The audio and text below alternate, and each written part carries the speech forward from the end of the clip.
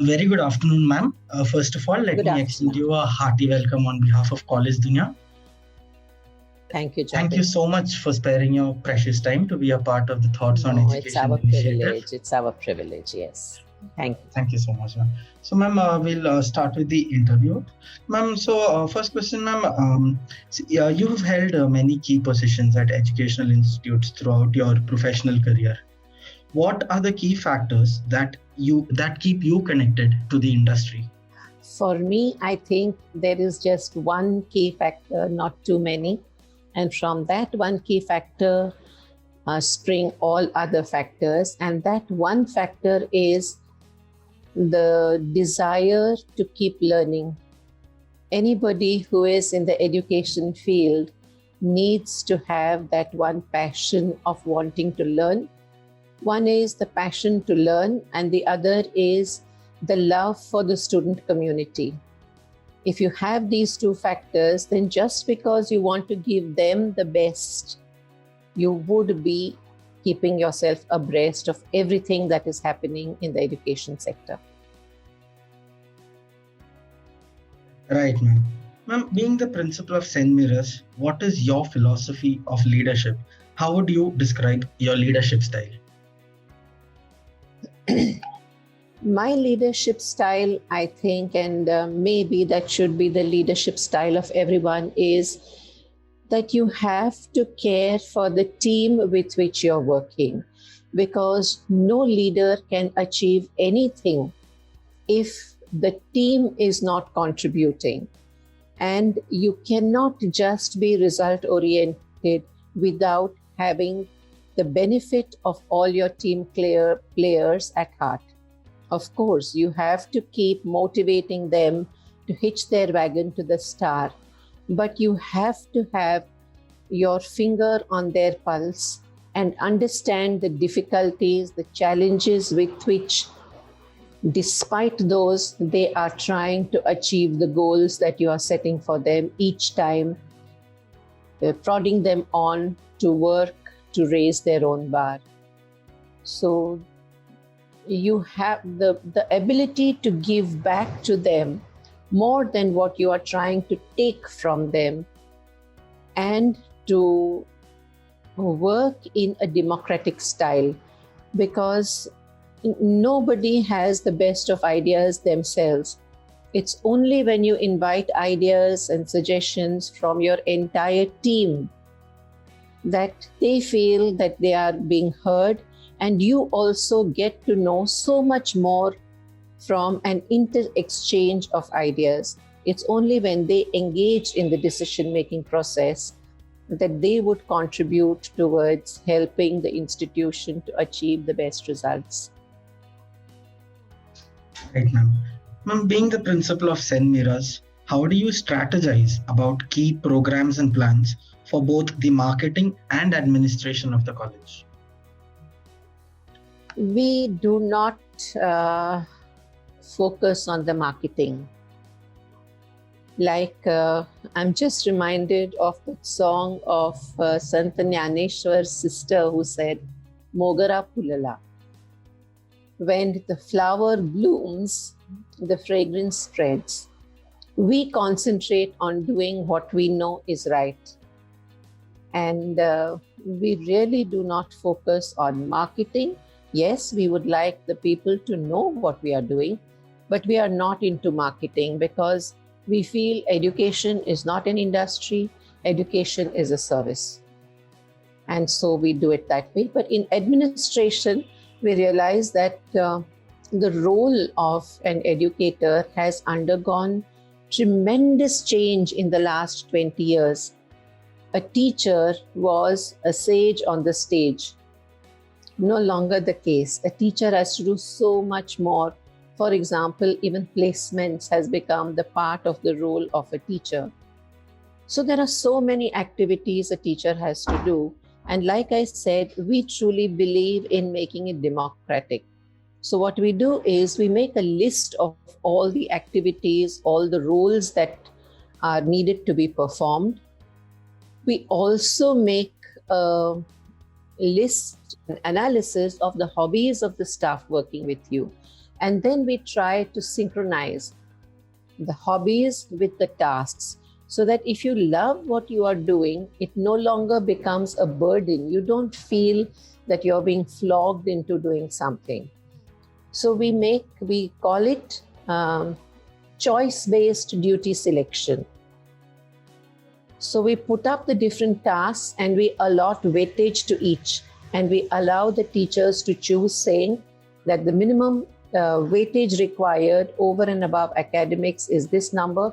Please choose the activities you would like to contribute to. And then we assist them in performing those roles. Right, ma'am. Ma'am, how does the curriculum of St. Mira's ensure the best practice of the industry? Or to put it in other words, ma'am, how do you get your students industry ready? We are an autonomous college. And being an autonomous college, our curriculum itself is revised every 3 years. On our panel, we have got the best of academicians as well as people from the industry, and also our alumni who are working. Now, to be able to getting the faculty from outside for guest lectures is one way, organizing seminars is another, motivating teachers to do online courses more and more subject related is one way, but also we encourage our teachers to join the training programs of industries. So wherever our students are placed, they become our brand ambassadors, put in a word, and whenever they have their training programs. Now, for example, if somebody is organizing a training program for selling of their mobile phones, so we request that company to allow our teacher who is into advertising, who's teaching advertising and marketing, to attend their training program as an observer. And when she gets this kind of a hands-on experience, she is able to pass on that to her students. So with that, and also like we have a tie-up with Microsoft, we have a tie-up with TIS, we have a tie-up with other institutes which help us in fine-tuning our curriculum to see that our students are industry ready. We also have a built-in component of the internship. For example, in accounts, our students work as interns before they get their degree. So all these, I think, help in making our students industry ready. Right, ma'am. Ma'am, what is your opinion on the new education policy introduced in 2020? And how do you think the NEP will benefit the students to become corporate ready? I think it is a step in the right direction. We do need a change because the education policy we've been following has not undergone a change. We are just making cosmetic changes. This is a very welcome change. Building into the education, the vocational aspect, the skill-based curriculum is very, very important. All our policies have always been very good on paper and in spirit, in content and in intent. But somehow I think it is in the implement of these policies that we are falling short of achieving our goals. To give you a case in point, when I was a student, we had school up to class 11, and then 12th standard, what we call today, was the pre-degree, and we had the 3-year degree program. Then we changed over to 10 plus 2 plus 3, hoping that after 12th, more and more students would go in for vocational education. Now we are going back to the previous pattern, little realizing what will happen to our staffing pattern. Our junior college is a +2 component with separate teachers who have their full workload with 11th and 12th. If just 11th has to go back to school, what happens to those teachers? Do those teachers come under the Zilla Parishad? Do they come under the university setup? The qualifications required for 11th and 12th are different from the eligibility criteria of teachers who come to the degree college. What happens to those teachers?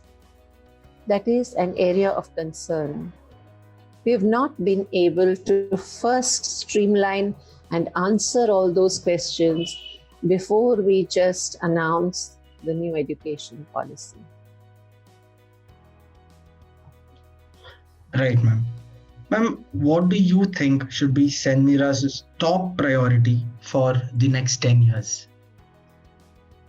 St. Mira's top priority is the same as it was when it was first started in 1962. Our bottom line is that education has to lead the student out of the darkness of ignorance into light. And for that, as our revered founder said, the noblest work is to cultivate the soul. Any time that there is a disconnect between who we are in essence, if that connect doesn't happen, we have all these problems that we see around us. Majorly what we see today is that students need counseling. The men neglect, no doubt, but we are neglecting the heart. We need to train our students to be able to not merely earn for a livelihood, but we have to train them to face the vicissitudes of life. Where is our education able to do that? Unfortunate. Otherwise, we would not have had all these problems that we are facing today. The problems of rape, the problems of using might over right, the problems of snatching what doesn't belong to us, the problems of exploiting all resources of the nature only for short-term goals. All these problems are only going to get more magnified if we do not realize that we have to have, that there is one life in entire creation, whether it's in stone, whether it's in environment, whether it's in tree, whether it's in plants, animals, whatever it is, in those who are below us, those who are above us, those who are around us. Unless there's a reverence for everything around us, our education is going to fail. Right, ma'am. I'm sure the values and the morals that you uphold and pass on to the students will definitely contribute to a better human society. There was a time when it was felt that these values are archaic, they are outdated. But I think society is realizing today that we need these more than anything else. Making money is not difficult, but giving back to the society more than what you take out of it is something that is very important. Money will come. It's a natural consequence. Once your effort is there, the money is inbuilt in that. It will come. But if we chase only that and leave aside everything else, whether it's your own children, whether it's your own spouses, whether it's your own in-laws, whether it is your own parents, you sacrifice everything else just for chasing that money, it's giving nobody any happiness. So livelihood is not the end of education. It's life. You have to train students for life. And the education you give them has to last them lifelong. It cannot be that this education is outdated after 5 years. Absolutely, ma'am. Ma'am, before we wind up this interview, ma'am, any suggestions or any piece of advice that you would like to give to the current youth and the aspiring students? Turn back to God. That is my advice to educationists, to students, and to everyone. And God, you may call it by any name you wish. You want to call it a higher energy. You want to call it the source of everything. Everything comes from a source. You want to call it the universal energy, whatever it is you wish to call it by. But you have to turn back to that. At least you have to be aware of that. You have to connect to the source of all energy before you start depleting your own energy. It's like charging your mobile phone. You have to keep yourself charged to be able to discharge all the duties that are expected to be discharged by you. Right, ma'am. Thank you so much for sparing your valuable time to be a part of Thoughts on Education. Thank you for initiative. giving me a chance to share my views Ma'am, I'm sure and to the reach thoughts- out to students all over. And I hope everybody will realize that it's high time. I think the pandemic has done that to make us realize that we have to change the way we are working. We have to, it's very necessary. Right, ma'am. That is nature's way of giving us a wake-up call. Absolutely, ma'am. Ma'am, I'm sure the thoughts you shared on this platform today will be truly inspirational and insightful for students of the past, present, and the future.